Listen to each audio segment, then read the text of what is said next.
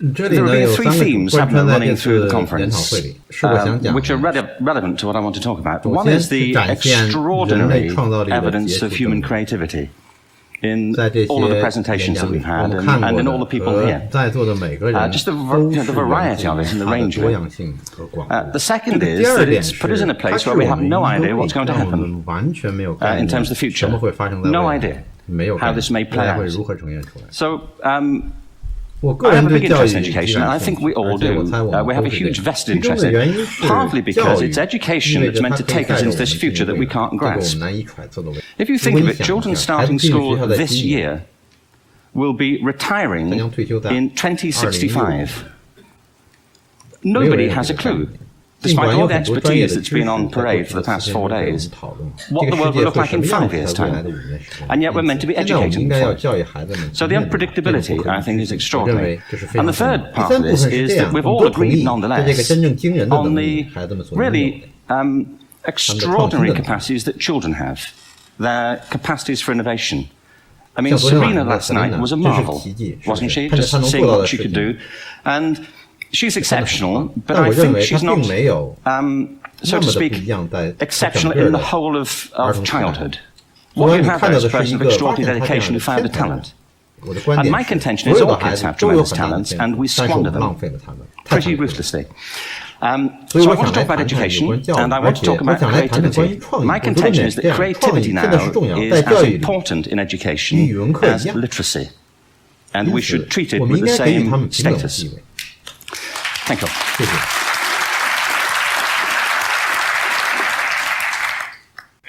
I had a great story recently, I love telling it, of a little girl who was in a drawing lesson. She was 6 and she was at the back drawing, and the teacher said this little girl hardly ever paid attention, and in this drawing lesson she did. And the teacher was fascinated. She went over to her and she said, "What are you drawing?" And the girl said, "I'm drawing a picture of God." And the teacher said, "But nobody knows what God looks like." And the girl said, "They will in a minute."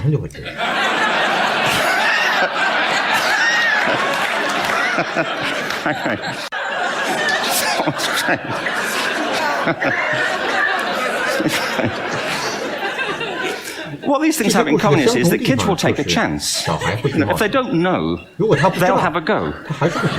Am I right? They're not frightened of being wrong.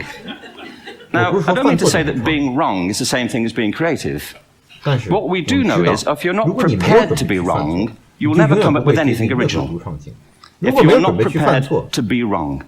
And by the time they get to be adults, most kids have lost that capacity. They have become frightened of being wrong. And we run our companies this, by the way. We stigmatize mistakes. And we're now running national education systems where mistakes are the worst thing you can make. And the result is that we are educating people out of their creative capacities. Picasso once said this. He said that all children are born artists. The problem is to remain an artist as we grow up. I believe this passionately that we don't grow into creativity, we grow out of it. Or rather, we get educated out of it. So why is this? I lived in Stratford-on-Avon until about 5 years ago. In fact, we moved from Stratford to Los Angeles. So you can imagine what a seamless transition this was from LA. Actually, we lived in a place called Snitterfield, just outside Stratford, which is where Shakespeare's father was born. Are you struck by a new thought? I was. You don't think of Shakespeare having a father, do you? Do you? But you don't think of Shakespeare being a child? Do you? Shakespeare being 7? I never thought of it. I mean, he was 7 at some point. He was in somebody's English class, wasn't he?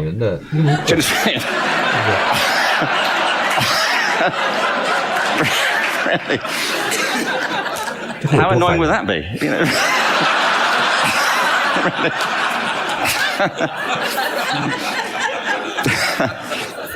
Must try harder. Being sent to bed by his dad, to Shakespeare, go to bed now, to William Shakespeare. And put the pencil down. And stop speaking like that. It's confusing everybody.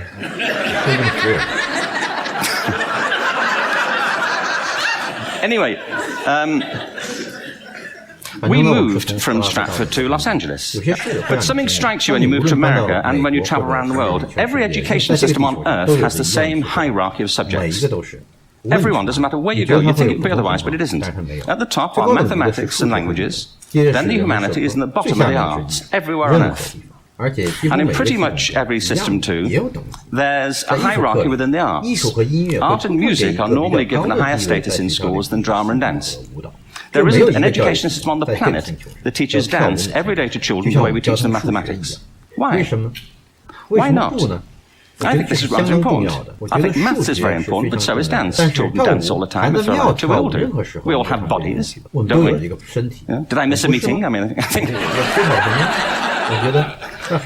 Truthfully, what happens is, as children grow up, we start to educate them progressively from the waist up. And then we focus on their heads, and slightly to one side. If you were to visit education as an alien and say, what's it for? Public education, I think you'd have to conclude, if you look at the output, who really succeeds by this, who does everything they should, who gets all the brownie points, who are the winners. I think you'd have to conclude the whole purpose of public education throughout the world is to produce university professors. Isn't it? They're the people who come out the top, and I used to be one. So there, But, and I like university professors, but we shouldn't hold them up as the high watermark of all human achievement. They're just a form of life. Another form of life. But they're rather curious, and I say this out of affection for them. There's something curious about professors. In my experience, not all of them, but typically, they live in their heads. They live up there, and slightly to one side. They're disembodied, in a kind of literal way. They look upon their body as a form of transport for their heads. It's...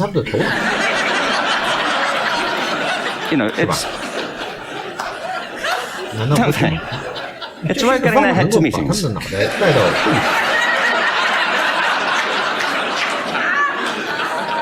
If you want real evidence of out-of-body experiences, by the way, get yourself along to a residential conference for senior academics. And pop into the discotheque on the final night.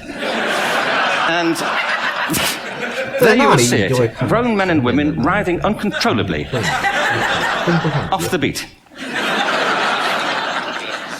Waiting to end so they can go home and write a paper about it. Now, our education system is predicated on the idea of academic ability. And there's a reason. The whole system was invented around the world. There were no public systems of education really before the 19th century. They all came into being to meet the needs of industrialism. So the hierarchy is rooted on two ideas. Number one, that the most useful subjects for work are at the top. So you were probably steered benignly away from things at school when you were a kid, things you liked, on the ground you would never get a job doing that.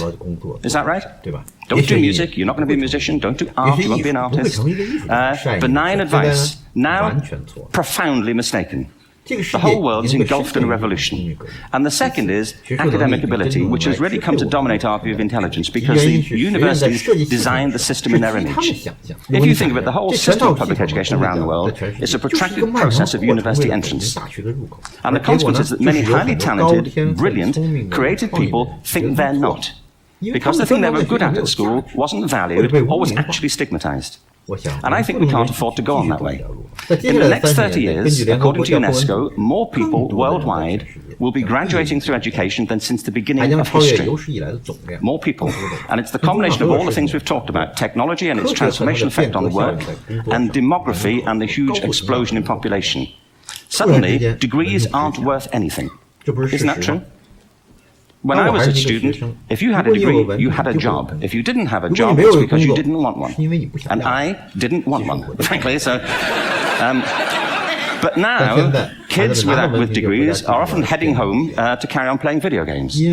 Because you need an MA, where the previous job required a BA, and now you need a PhD for the other. It's a process of academic inflation. And it indicates the whole structure of education is shifting beneath our feet. We need to radically rethink our view of intelligence. We know three things about intelligence. One, it's diverse. We think about the world in all the ways that we experience it. We think visually, we think in sound, we think kinesthetically, we think in abstract terms, we think in movement.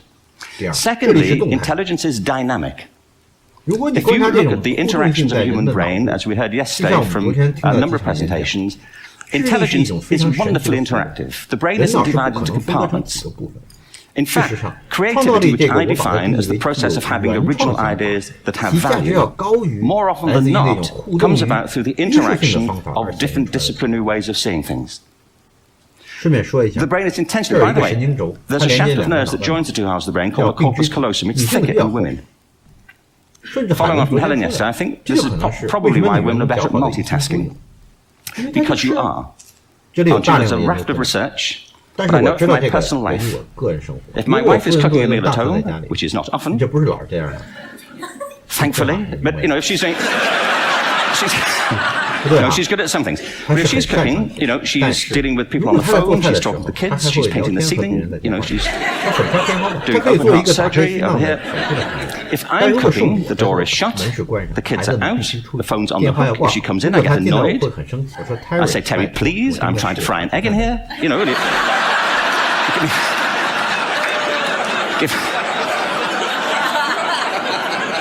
Give me a break. Actually, there was during that old philosophical thing, if a tree falls in a forest and nobody hears it, did it happen? Remember that old chestnut? I saw a great T-shirt recently which said, if a man speaks his mind in the forest and no woman hears him, is he still wrong?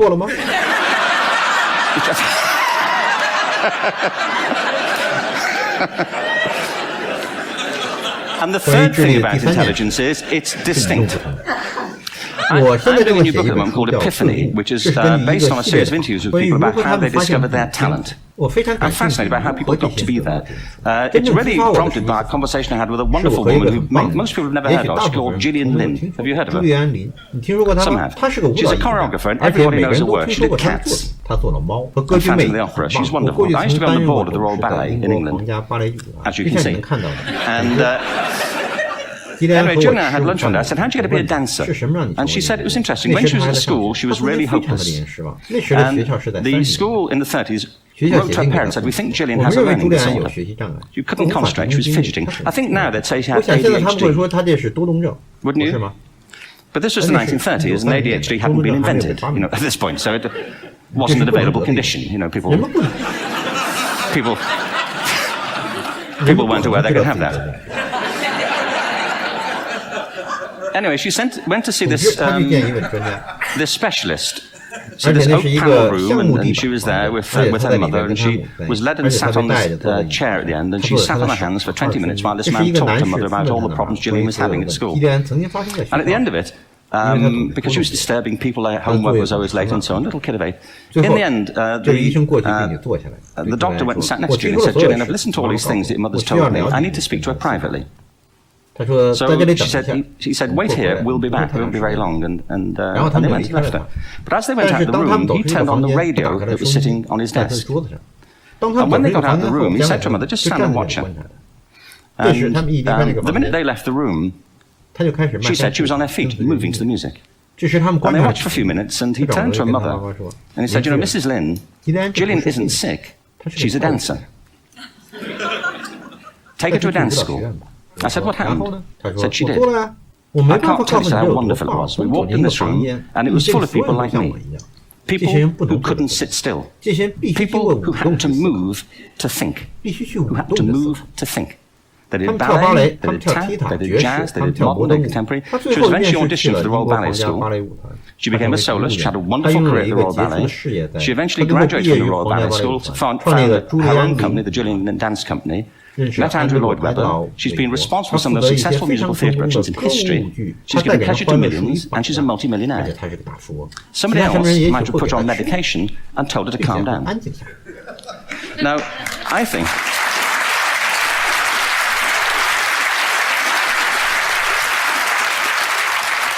What I think it comes to is this. Al Gore spoke the other night about ecology and the revolution that was triggered by Rachel Carson.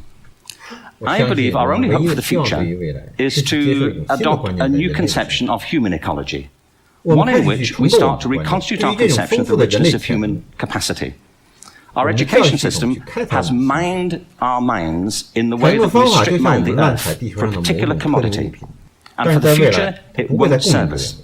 We have to rethink the fundamental principles on which we're educating our children. There was a wonderful quote by Jonas Salk who said, if all the insects were to disappear from the earth, within 50 years, all life on earth would end.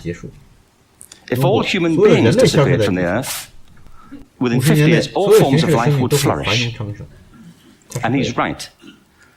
What TED celebrates is the gift of the human imagination.